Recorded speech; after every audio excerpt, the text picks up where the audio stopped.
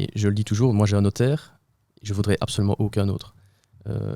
Il a 32 ans, il est top. Mon papa, il a l'associé de ce notaire-là, et il ne voudrait personne d'autre. C'est vraiment une personne de confiance. Moi, je l'appelle et je lui parle de plein de sujets, et il me conseillera toujours, je lui dis parfois tu exagères, mais il verra toujours le pire, et il dira voilà, il y a ça, il y a ça, il y a ça. Si tu prépares ça, si tu te couvres de ça, s'il y a une clause pour ça, si ça tu le rejettes, derrière c'est quoi le risque? C'est que le monde s'effondre, mais voilà. Mais si tout est préparé à l'avance, pour moi il n'y a pas de risque. Et donc ça c'est vraiment le rôle du notaire.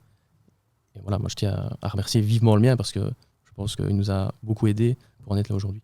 C'est trop chouette comme message parce que c'est exactement ce que nous on ressent. C'est d'être là pour les gens, mais à l'écoute des besoins, des difficultés.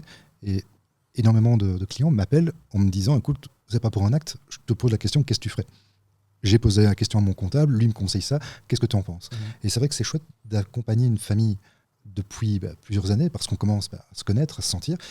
Et parfois, le rôle du notaire, c'est justement ça, c'est de rassurer les gens en disant oui, il peut y avoir des difficultés, ne les oublie pas, mais il y a des solutions à cela, ou fais attention.